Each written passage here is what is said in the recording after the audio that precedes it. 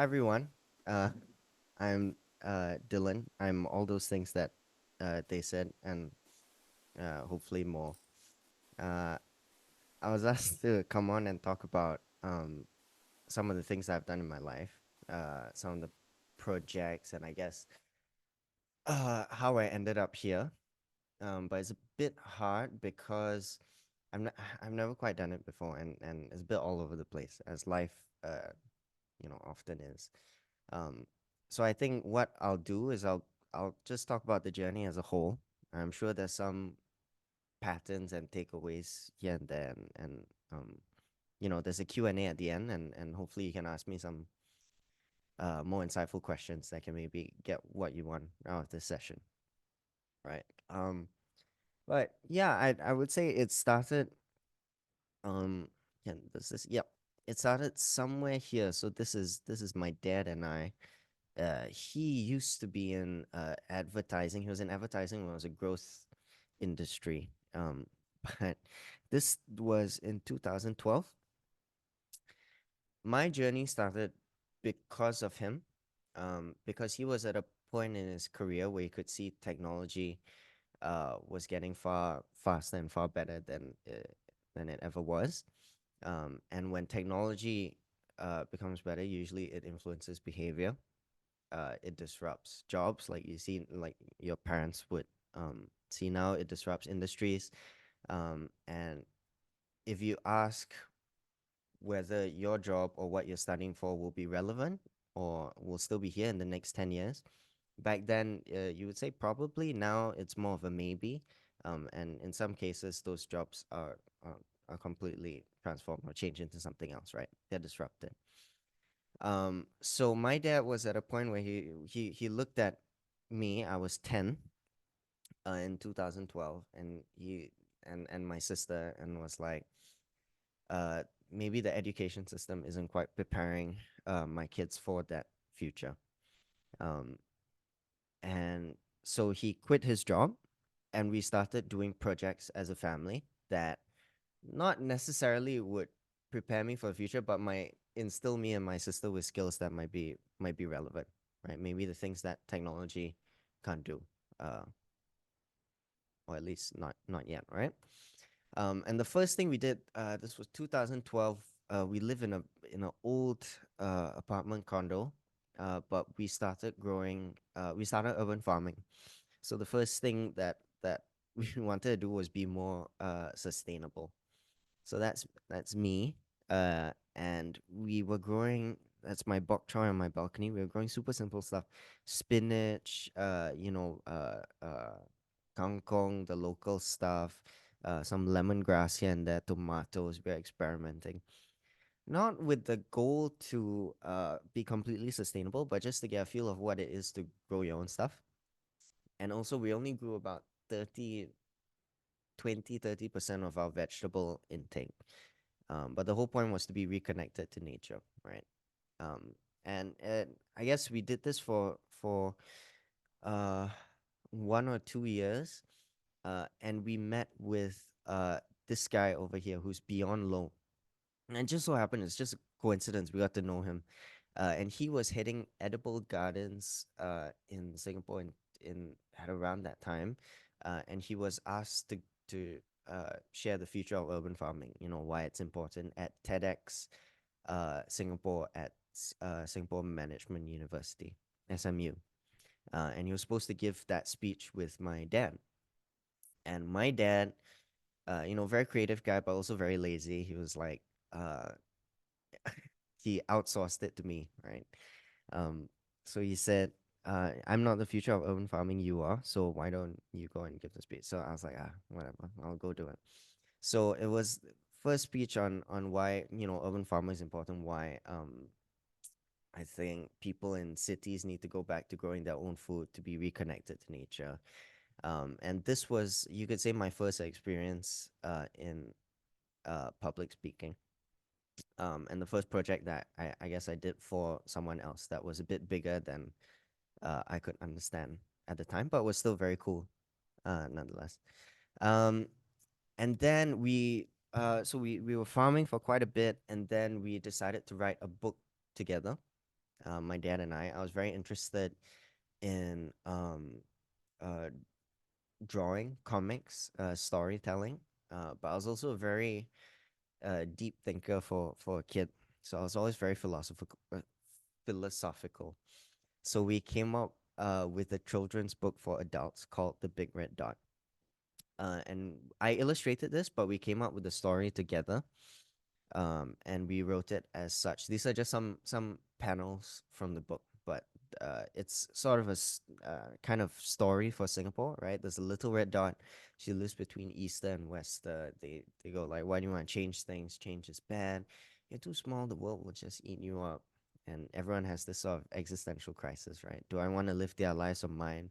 Whose voice do I listen to? Theirs or mine? And she goes on this journey. She doesn't quite know where she's going, but she sings the song of try, which is written as, if I don't try, I won't know.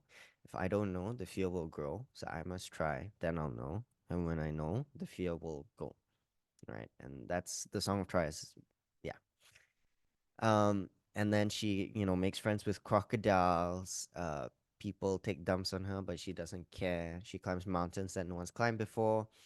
And at the end of it, people want to know, what's the secret of her success? And she says, it's simple. The more you try, the more you learn, the more you achieve. The more you achieve, the more you start to believe. So the first step is to try, right? And they ask, how? And she sings the song of try, and then suddenly it all makes sense. And at the end of it, she realizes she was a big red dot all along, right? And it's not how big you are on the outside, it's who you are on the inside. Very simple story. But yeah, it's a children's book for adults. So every page was written as an existential moment that we all go through, right? So we have our own songs of try. We have our Easter and Wester. We have, the voices that we have to listen to, right? Um, and whether you're 5 or you're 15 or you're 15, it was written so it would be timeless in that sense. So it's a very cool book. It was just a small project between my dad and I. Um, and all I did was draw it, illustrate it. We were self-published, so I picked the paper stock, and just some design stuff of it. But then all I had was the books. We didn't really have a distribution or anything. Uh, and then we were just so happened to be at a farmer's market in somewhere in Gilman Barracks. Um, and I was cold selling it to people, and cold selling means I was a 12-year-old kid with the book, and I was going up to people and going like, "Hi, can I tell you the story? It's the big red dot, blah blah blah." Which is very scary because I was a very self-conscious kid. But it just so happened that Dave Lim was there, and Dave Lim was the guy that was curating TEDx Singapore in 2015. And TEDx, if you know TED Talks, right? It's the show where people go on stage and talk about things. So they had that in Singapore, and he said, "Why don't you come and audition? The themes kind of the same, and maybe could be interesting. Just audition and find out." And that's what I did. So I went with the big red dot. Um, I auditioned, and I was the opening speaker for TEDx Singapore in 2015. When I was 12, which was very, very scary. I remember, I don't remember too much, but I remember there was a lot of people. There was 2,500 people. But that moment was very poignant, I guess, for my family, because I went up and I told this as a bedtime story for adults, right? And sort of went through all the pages like I did here, but more in depth, talking about sort of life philosophies as a 12-year-old. And my parents and my grandma and my sister was in the crowd and looking up, and seeing this sort of, I don't know, maybe just being there kind of convinced the family that maybe there was something to this direction that we were going in, you know. And this was sort of staying true to the idea that we would teach me and my sister the skills that would be important in the future, right? Public speaking, being able to motivate people, or speak to people and stuff like that. So the next thing that we did was this project called One Kind House. One Kind House was, I guess, a way to bring my grandmother along for the journey. So she, at this time, was 71. She was a teacher for 40 years of her life. She retired when I was born. Um, and she became one of those grandmas that would sit and watch Korean dramas and uh, not really do anything, right?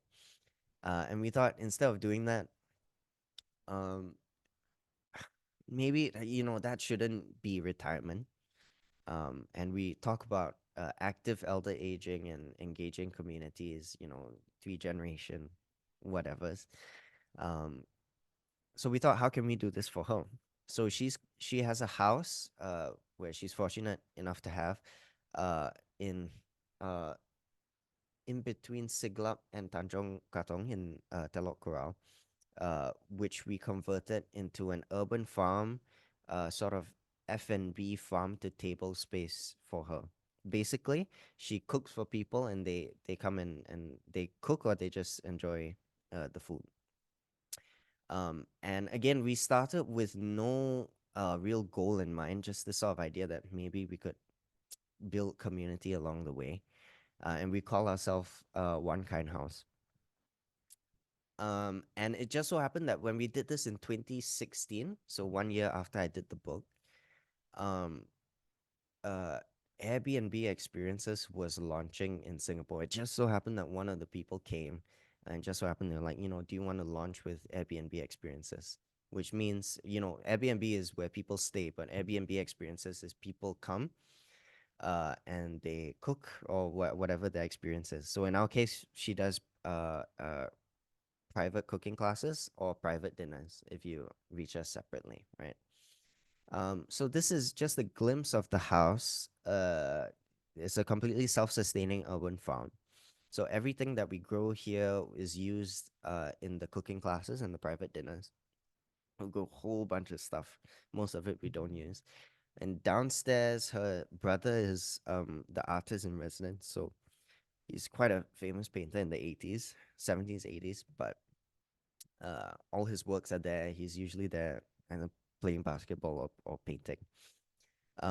Upstairs, we created a space where my sister and I could do our projects. So all our subsequent projects were done uh, in this space. So that's my sister when she was a bit younger, but she's more into fashion, female empowerment, and jewelry design. Uh, she has her own story. She did a jewelry collection inspired by the love letter biscuit, the love letter biscuit that we eat at Chinese New Year. And she did a T-shirt thing for Ukraine, which helped raise, I think, 30K US for to help rebuild some of the schools in Kiev. Right, so that was quite cool. Um, and yeah, so this house has a lot of things. And we did a lot of cool things here. And this is the family. So this is maybe a year after that. We were all sort of coming along for the journey. That's my grandma, me, my sister. That's the uncle, my dad, my dog, who's no longer with us, uh, but he was a part of the house, and then my mom, right? So why One Kind House? One Kind House was, I think it stood for being kind, uh, and being one of a kind, and then also championing kindness as an ecosystem. So all the projects that we did as a family, but also my sister and I have done subsequently, were always connected to solving a bigger problem. So for her was Ukraine was sort of female empowerment, and she worked with like single mother groups and stuff like that. And then for me, uh, this is my grandma last year with some Australian tourists. But she's very happy. Now she's 80, 81. She's a lot younger than she was 10 years ago, right? For me, was this. So in 2016, little me and my dad did a farming system. So my thing was sustainability, trying to get people to grow uh, and be more sustainable in their own apartments. So what I did was I came up with my dad, because we were still doing projects together at this time, uh, a self-watering system. So all you had to do was recycle a bottle and a cloth, and this was called the GIY stick, the grow it yourself stick, which would automatically water your plant with capillary action, right? And the idea was, because at One Kind House we met a lot of urban farmers and what you call urbanites, people who've never touched plants in their lives. And we go, what's the thing that's stopping you from farming, right? And they say it's always the fear of overwatering or underwatering their plants. So we thought, okay, maybe we just solve that. So that's what we did.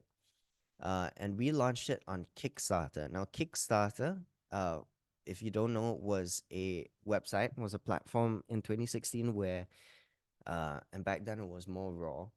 You could go there with a prototype or an idea for something like it could be this, could be a farming system, could be anything, could be a desk, I don't know, desk organizer or a toy, right, or a book.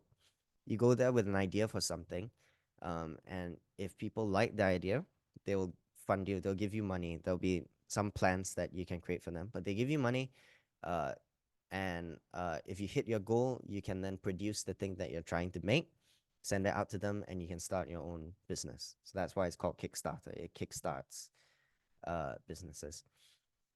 Now it's more of a marketing platform, in my opinion, but back then that's what we did. So we went with a 3D printed prototype our friend helped us do, and then we went on here, we created some photos and stuff, and we asked for 20,000, uh and we got 35,000 dollars raised, right, which then we used to manufacture. And this wasn't a thing really to make money, it was more a creative exercise between my dad and I, much like the book, right? We never expected to do the TEDx thing.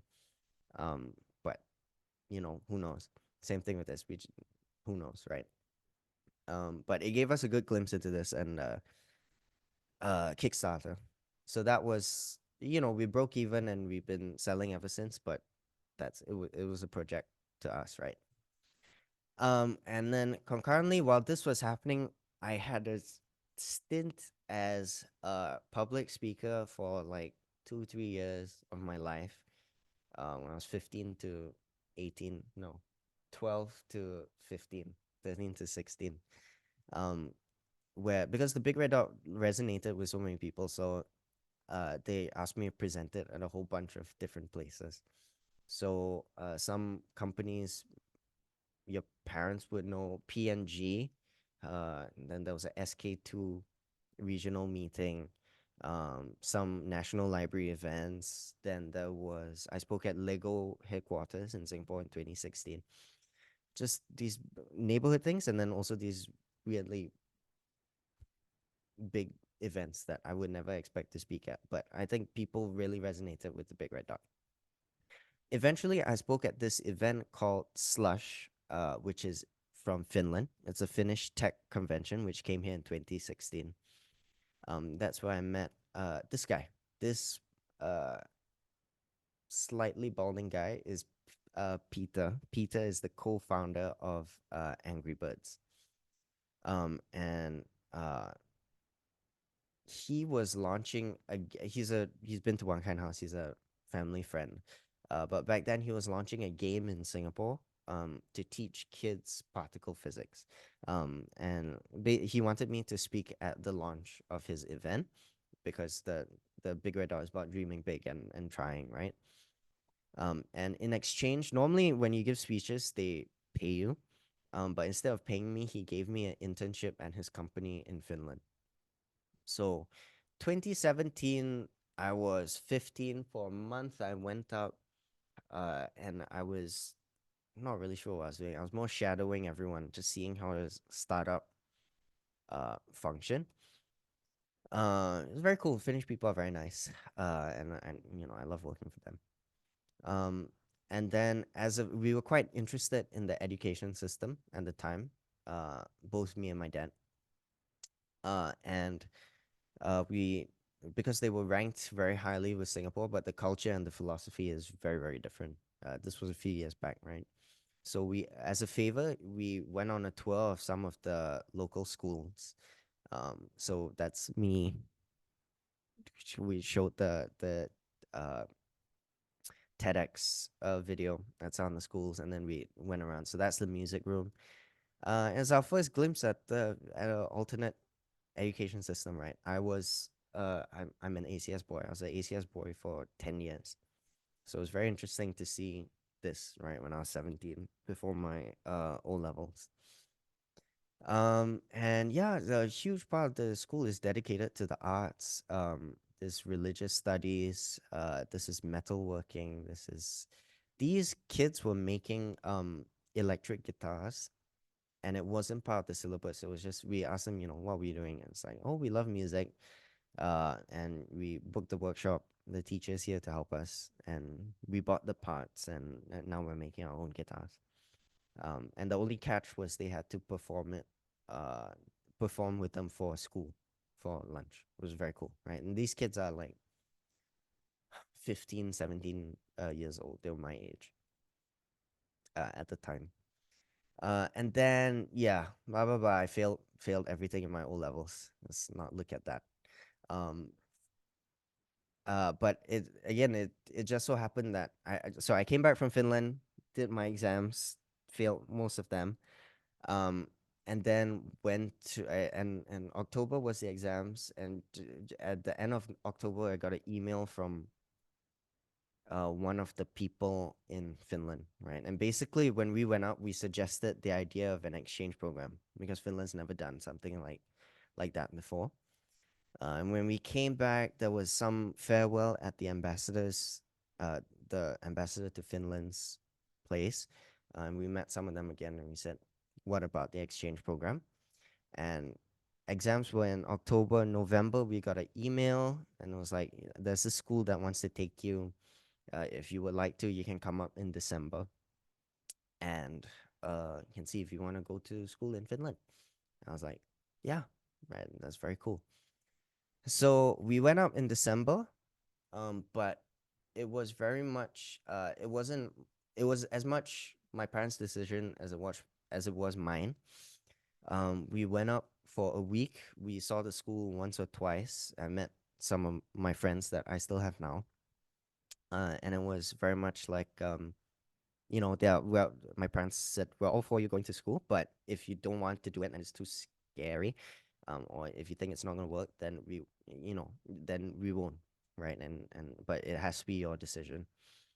So, and I was 16 at this point, still very young. I did a lot, but I didn't know myself. But I knew myself enough that um I would have to go somewhere new to find out the things about myself that I can't find here.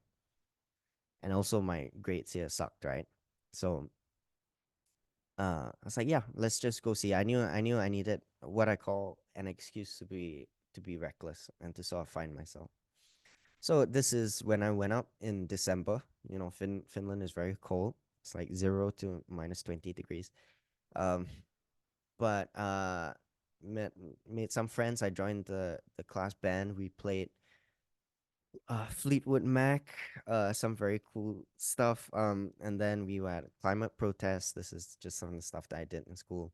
Played Hotel California for Halloween. Then this is like the prom equivalent. It's a very cool experience. The Finnish people are very nice. Yeah, there's a whole other conversation, but they're very, very, very warm people when they open up. And then I was supposed to finish school in 2020, but as you know, pandemic, coronavirus came, and I was asked to come back uh, here because of lockdown. And my parents and I were like a bit scared. We didn't know what would happen, right? This was at the start of COVID. And I came back, did online school for a while, but when there were these final exams, I couldn't take it, and I couldn't fly back to take it, so I was forced to drop out. Actually, I couldn't continue. They couldn't put me in next year So it's just one of those things, right? You know, sometimes you get lucky, sometimes you get unlucky in life. Um, and I remember, I wouldn't say it wouldn't have affected me. I learned a lot in that period. It affected me that I couldn't go back and see my friends. But it also enabled me to spend more time with my family. And I learned a lot. We learned a lot together that we wouldn't have if I was still there. And that's where I did the next thing. So uh, this was a running project from 2017. Again, this story is all over the place, but 2017, we had this idea after we did the GIY stick. We realized people are really, really lazy. So how can we get people to grow stuff? We might have to invent a whole new system that makes it much easier to grow. And apartments aren't designed for urban farming, so you need a system that can adapt to any apartment. On windows, railings, corridors, anywhere with sunlight. Super low tech, where you can just put this together and grow. So something modular. When I grew up, I played with a lot of Lego. So I thought, what's more modular than Lego, right? So yeah, it was designed as blocks that you click together. You put it on windows, corridors. It's hydroponic. Uh, and a hydroponic system means there's no soil, so it's just water and a bit of nutrients as a medium. And you can grow anything, so it's very cool. These are some of the people that grew with our system. There are these nice Peranakan stickers that my sister designed. But yeah, it's a very modular system. You can attach lights. This guy attached lights, and there's a pump that goes through all systems, which it pumps water to the top and then it trickles down. And yeah, you can grow and anything. You can grow tomatoes even, but it's very difficult. This is Brenda. Brenda is very wow. Yeah, she really puts our system to good use. She grows. This is laksa. This is mint, chocolate mint. Some rosemary, and she makes this huge jars of Thai basil pesto. Right. But the one kind block was this was we we have this goal for 30 by 30, which is to hit 30% food sustainability by the year 2030. It's a goal that our government set for food production or food sustainability in Singapore. And the way they're doing this is by these big large scale huge industrial farms, hydroponic farms. And I'm all for that. I think it's great. I think the one kind block was um, more from the ground up. So as instead from a, can I say legislative point of view, more from a domestic point of view, right? Because I think sustainability also is a very personal thing. It has a lot to do with empathy, and it's very hard to legislate empathy. Um, so I think if you can grow like 10% of your food or up to 30% is great, right? 30% food sustainability in your own home is great. If you can, whenever you're hungry, you just pluck some basil that you're growing. When you want to make omelets for, I don't know, the kids or the family, you grab some chive, some basil. I think sustainability starts there for most people. And then also with the whole kindness and community thing, we worked with a lot of elderly. This was before and after the pandemic. We gave seedlings to cardboard collectors. This was in Ang Mo Kio, I believe. Um, yeah, Ang Mo Kio. So we cardboard collectors, the aunties and uncles you see on the road, they collect about 100 kilograms of cardboard in exchange for $4 thereabouts. Um, so we're like, and they're like my grandma's age, 70, 80 years old. So we thought maybe let's just give them seedlings to grow. These are very easy to grow. So like we gave them Thai basil. It's super easy seeds. You put it in a container with the sponge. After about a week, 2 weeks, it grows into a seedling, a sapling, right? And we buy it back from them. So arguably four of these seeds is the same as 100 kilograms of cardboard. And we thought maybe they could do that instead of doing that. But COVID put a stop to that. But we've been doing more stuff since. So uh oh yeah, I met some cool people. So we worked with in the top left is Timber plus Eastside. So they launched a big sustainability initiative. So we worked with then Peace Haven, which is a nursing home in the east in Pasir Ris and Bedok. And we gave sets. So for every two sets that we sold at Timber, we gave one free, and we went down to these nursing homes and we taught them how to grow stuff. We did community work, uh, and how to make stuff with the stuff that they grew. It's very cool. Met Willow Smith. We shot a content series with the women of the Will Smith family. Um, and then yeah, cool people. And then that's my dad and I. On to the next thing. I don't quite know what that will be, but yeah, it started here. At the moment, I didn't end my NS when I was back from Finland uh in COVID times. And then now I do music. I write my own stuff, and I also gig here and there, although it's very hard to find gigs in Singapore. Uh, and I write and mix my own music. And I freelance here and there, and I don't know. I'm doing weird things sometimes.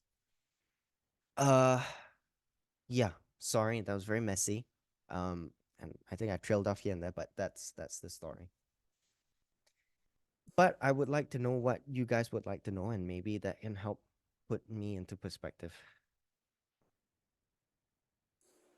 Hello, thank you, Dylan, for that wonderful talk.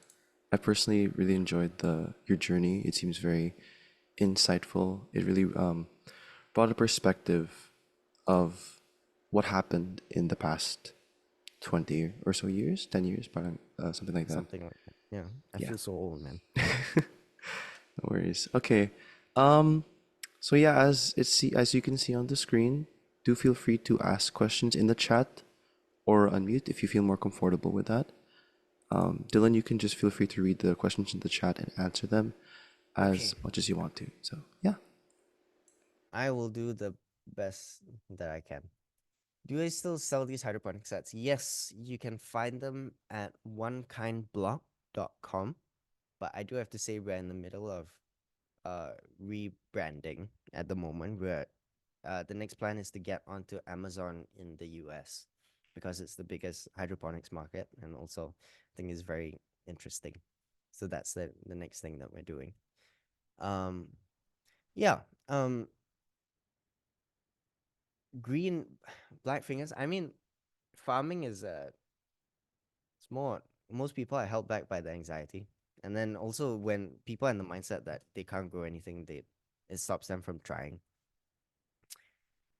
But no, you just gotta pick the easy stuff to grow. Hydroponics is way easier because it uses water as a medium as opposed to soil as a medium, right? It's a lot easier to control, like for example, the nutrients.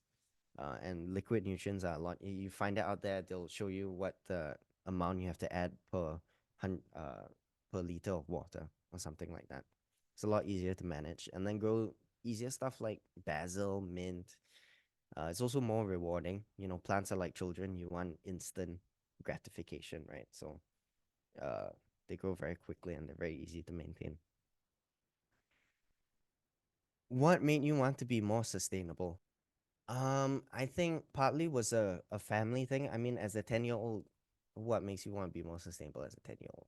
But I think I've always my grandma loves to cook, right? Even before she did the whole one kind house chef cooking thing, she's always cooked, and I've always loved fresh food. Um, so I think fresh vegetables is very, very, very nice tasting. But in terms of sustainability, I guess it's also a journey. Being more empathetic, seeing the importance of being connected to nature, seeing where your food comes from. Um, and then it is rewarding to have your own plants, and to eat what you eat off the land, and the bees will come by, the birds have their attacks. There's a small ecosystems. There's no mosquito. People think when you farm there's mosquitoes. There's no mosquitoes because there's dragonflies. Dragonflies eat mosquitoes and blah blah blah. But I think awareness of that, knowing where food came from, if anything, was quite important. Yeah, it's good. It's a good learning point in hindsight. I don't know. Yeah. Do you feel shortchanged in any way in your education? How do you understand education today? My goodness. No, I mean the system is the system. Like you can't change the system. You can only work around it. I think like my sister, the system works fantastic for her. She's super, you know, super on. She does very well in school, but she also does these things outside school, which, you know. How do I understand education today? Very difficult questions. I think, look, if school works for you, school works for you, right? Um, and I can't speak for other families, and because they're also different. I mean, our position was always try and learn values that would last longer uh than the things that school teach you, right? Resilience, sort of empathy, being able to connect with people, creativity, adaptability, uh, the things that our schools don't quite champion, or they try, but not everyone can get these opportunities to experience these things, right? Um, and I mean, our education system kills a lot of creativity. I think it's very hard to be creative and come up with ideas when you're either in school or in tuition, right? Um, and if the whole idea is, it's been so long since I've been in school, but I remember it was always about the next exam, and it was never about the skills that would last you past the exam, right? Which is then relevant and builds you up as a person. So when you go into work or the next phase of your life, it benefits you, and you're. I would say it doesn't quite foster self awareness, and definitely not self esteem and self confidence.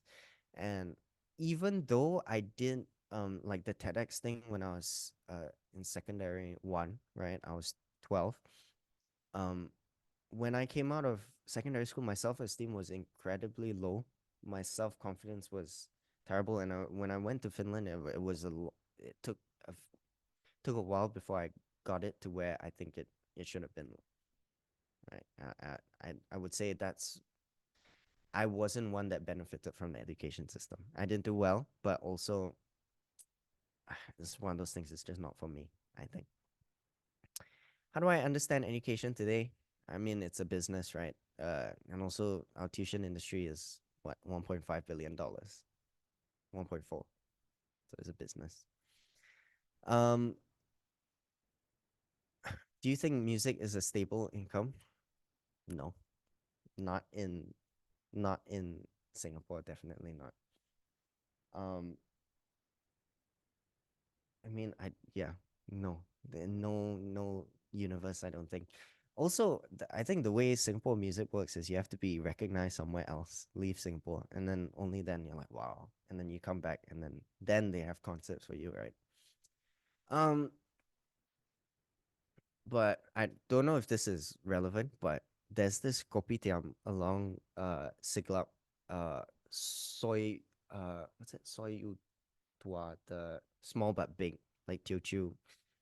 Is opposite the Fair Price, and there's this chicken rice guy, Chin. And for 3 years out of COVID, on Saturdays and some Sundays, I would go there. I was passing by one day and they were playing Beatles, and I grew up on 60s, 70s, 80s music, right? So I love the Beatles. I sat down with them. I played uh Pink Floyd, Wish You Were Here. And so for 3 years out of COVID, I was jamming with this guy Chin and a few of the guys that live around the coffee shop. Um, yeah, that's not very relevant. But anyways, that's how my music came to be. What are the challenges you have faced? That's very vague. Um, Self-confidence, self-esteem, finding yourself, finding myself in the system and also separate from the system, was a challenge. Figuring out who I am as a person, self-awareness. Also doing projects with your parents is always a pain in the ass because it brings the family problems into the family business. But you also learn a lot out of it, even though it's very can get heated at times. It's also very big learnings out of it. Challenges, I mean, and then also as a teenager, trying to grapple with the idea of crowdfunding, product ideation, product design, and blah blah blah is always a challenge, right? Biggest thing is always knowing your customer, um, designing for your customer and not yourself. I think a lot of people, when they come up with something that's very cool, they get lost in the cool thing rather than what they're making it for. And in the end, they create this very, this super high tech. Oh, there's IoTs, there's this, blah, blah, blah. And then in the end, no one uses it. Um, so I would say keeping that awareness and I guess humility, being humble about it, humble enough to know where you're in over your head. Um, and then yeah, I mean the usual challenges of being a teenager, growing pains, right? Voice cracking and all that stuff. Um, what's the most memorable thing? What's the most memorable thing that you learned while studying in Finland?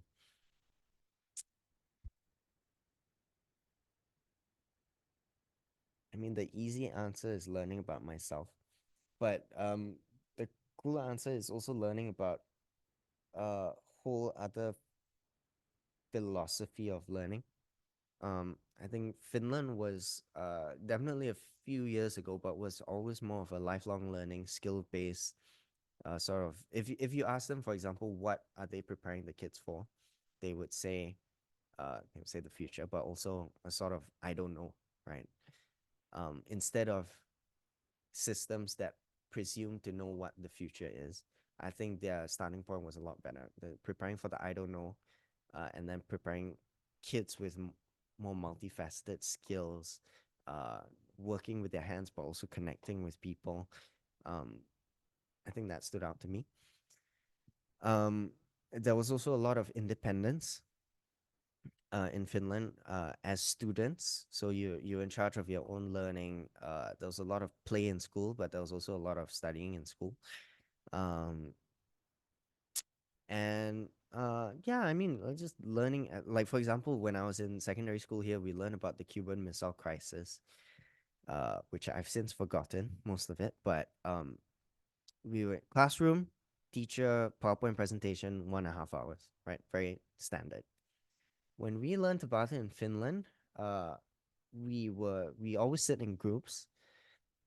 And the teacher was there, and he was like, "Okay, Castro, here's the day, Bay of Pigs. And then everyone was in groups. They got cards. So one person was JFK, one person was Castro, one person was whoever, defense minister. I don't know. And then they'll give a day, Bay of Pigs, and then they'll say, this guy wants this guy wants this. Act out what happened. Then for like and 30 minutes, maybe 40 minutes, everyone was like coming up with their own stories on what would happen. And of course, some of these are off the rails, right? It's obviously history didn't happen this way. But at the end of it, the best story wins something. I don't know. And then we learn what actually happened towards the end of the class. But just point being, the approach to learning about something like that is very, very different. And that's a lot more engaging, a lot more fun. I feel like it's lasted me a lot longer. Um, And then also I had to be independent. I lived with an elderly couple uh for 6 months, and then 3 months after that, uh 60s, 70s. They were in their late 60s. The lady was still working, Ula, she's a lovely lady, and I had to, buy my own groceries, wash my own clothes, stuff like that. Lived with another family who was a sports family. That was quite interesting. Then I lived with my classmate and her boyfriend for 6 months. That was like learning you have to clean up after other people, um, washing your clothes, other people's clothes. Yeah, yeah. Just learning to be independent, you know. Did I go to university? I don't know. I'm following in my father's footsteps. Um, no, not I would say no. I've also applied to university in Finland. Um, who will hopefully let me in based on discretionary admission. So I'm applying for a bachelor's in business administration. And hopefully they'll let me in based on I did do the SATs, um, but also my CV and what I did uh thus far. So we'll see. But if not, no big deal. That's the next thing, right? What are the hope? I hope, Tim, am I answering these questions sufficiently? Yes, yes, you are. Yes, it's fine. Okay, very cool. Um, did I feel shortchanged in my journey of learning? No, I mean you can't blame. I don't feel cheated or anything. I mean, there's a sense of feeling left out. While I was in school, I didn't quite fit in. I was in the arts class, lowest bottom of the barrel kind of thing. But that was fun in its own way, had its own takeaways. I was very short in school, so I learned other things that were important, like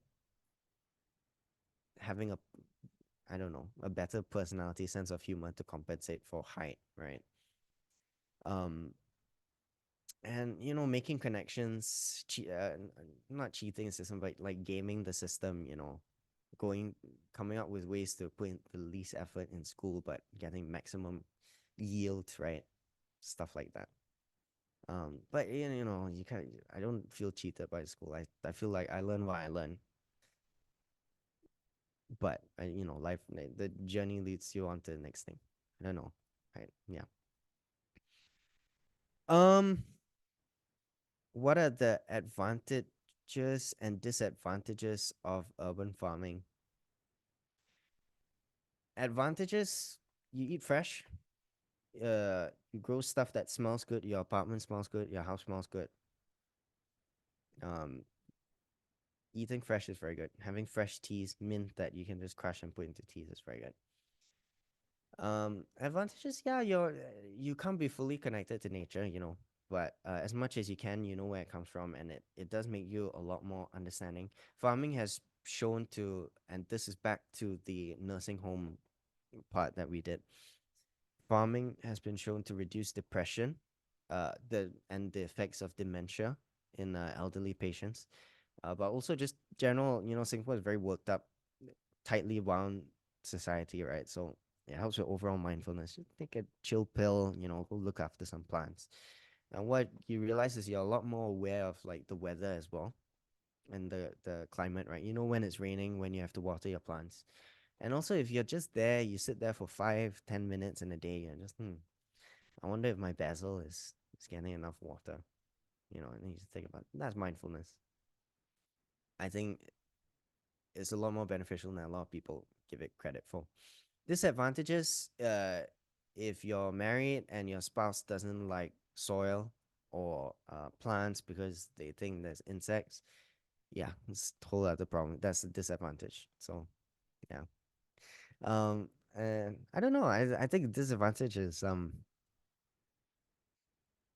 don't know. I guess my dad goes overboard with it, and my mom gets pissed off. Yeah. So, anyways, that's where my point of view on sustainability comes from.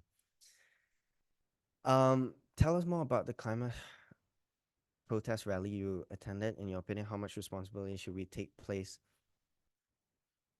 What's that say on the previous generation for the climate crisis? Well, you're talking about um Let me see, which one is this? This is the school, right? Where is that? Here. So this, I haven't gone to a lot of the protests in Helsinki, which is the city that I was living in at the time in Finland.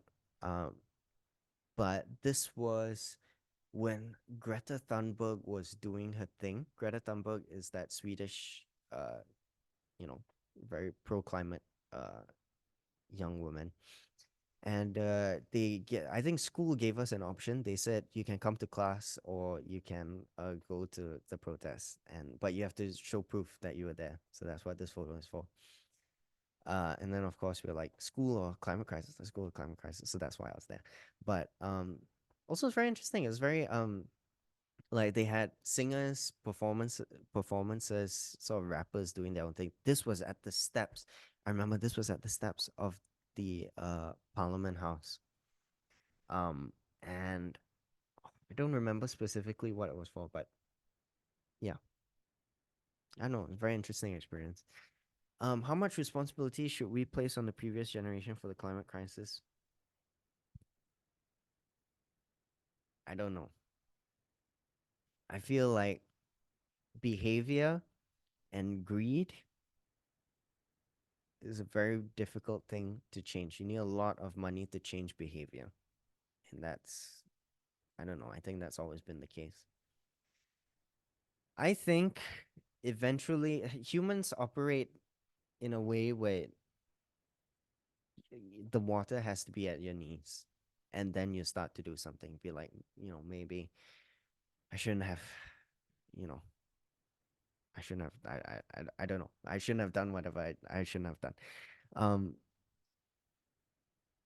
and I mean, like, if you use Corona, you shouldn't. But if you look at like COVID, right, you need something that on such a mass scale disrupts so much and puts everything into a almost existential crisis as well, right? It's the way that I'm living, the way that I should be living, right? And you get people are comfortable in their lives. They live in a bubble, or even if they don't, they live in a rat race or something. They're too much in themselves. They can't uh look outside. I think empathy is something that's very important that a lot of Singaporeans, I think it's difficult to have in Singapore. Um, and the younger generation, the older generation will do what they can from the climate crisis, but whatever will happen. I don't know. I feel like people won't change until they get shocked, you know. But I'm hoping that that's not the case. And you can only do what you can do and see where that ends up, right? But I think it's good that younger people feel a sense of responsibility, and a sense of accountability for something that they didn't even do, but it was our parents, right, and our grandparents. Um, and I think change and the effects of change, similar to behavior, also takes time. But I have faith. Yeah. Yes. Uh, yeah. What would oh what would you create if you were given a large budget? 100K? I would invest some of it into one kind block. Um, with the rebranding and everything. I think that's going places, and uh it there's a business aspect to it, like, but um very cheesy and very dubious. Don't trust anyone else when they say that they don't do it for the money, except me. But um the money was always not the most important part of it. I think it was always the thing that we created. So I would put that into one kind block, and also I would make uh invest in some better music equipment so I can make better music. Um, I feel like I can answer that question in a better way, but I'll return to it. If you could give any words of advice to youth of this generation, what would you say? I think we are unique in a sense of where we are in our place in history, but also not that special. And I think we're at a place where the youth are put in a spot where our parents and our grandparents have never been before. We have information so democratized that it's at our fingertips. Our access to information, our access to market, and our access to the rest of the world has become far more efficient and easier. And it brings both good things and bad things. Like AI, right? Now AI is the big thing. A few years ago, you wouldn't have paid that any mind, but now it's here and it's here to stay, right? And AI is a tool similar to and I guess for our generation, it's having the values and the mindset to be able to use these tools to the best of our ability to solve problems more than create problems and do more good than bad. And I think, you are the journey, not the destination, and have faith that where you're going will lead you to eventually who you want to be and what you want to do. But trust the journey and trust yourself and just do your best to be good. And I think that's good enough. I think maybe one takeaway from the journey is this big red dot quote is annoying because my dad also keeps bringing it up. This song of try thing. If I don't try, I will know. If I don't know, the fear will grow. So I must try. Then I know, and when I know, the fear will go. Right. But again, is that moment where you don't quite know if the thing is gonna work out. But trying is always the hardest part. How I see education is also that it stigmatizes failure. I think that's because we're so worked up on these tests, right? And so worked up on the next exam. And failure, wow, like going through it and going like failure is dead end if you don't get the points that you need, you're going to work like to a bad school or not the school that you want. Whereas failure is always like a learning point, which is very cliche, but seriously, in coming up with problems and products to solve problems, coming up with solutions and products to solve problems, failure is almost constant. You have to pivot all the time. Customers and people that you try and get a gauge of what your product will do, will always shut you down, and you're always designing and failing and designing and failing and trying to solve these problems in new ways again and again. And you can't be stigmatized by failure, and you can't let the fear of trying stop you, right? And that's not just the thing for me, it's also a thing for my family, because they also had no idea if this thing would work. um and I would say it's a success so far, but this is in hindsight. Again, in hindsight, it's very easy to say these things, but going forward, doing the book, going to that farmer's market, then you don't know if it will lead to TEDx. You don't know if it will lead to Finland, to the next thing, or now I have a Finnish girlfriend, right? Who knows that? And it will lead me to that. Um, but like the book says, the first step is always to try. Um, and yeah, I mean, for parents, if there are parents here, if people are still listening, um, maybe some insight I can give is for for my parents, from their perspective to kids, right? It was always interest led, but there was always an element that that your kids won't understand, right? So, like for the big red dot, I was always interested in storytelling, in drawing, soft comics, and in my own age when I was 10, I was very philosophical, right?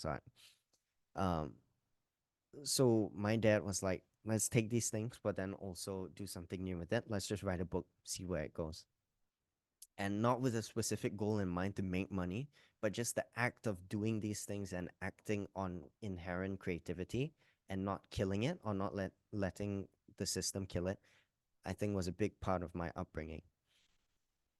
Um, and same thing for my sister. She was always interested in fashion. She would drape like when she was a kid, she would drape her Barbie dolls with like old fabrics from my grandma. And she used to watch Fashion Runway, which is this old, and well, not old, but it's like a fashion show, right? And they acted on that. She started making pants actually before jewelry, and then became jewelry, then became the next thing. Um, so yeah, but there's always an element also where the the kids have to take charge, where your kids have to take charge of it and then make it their own.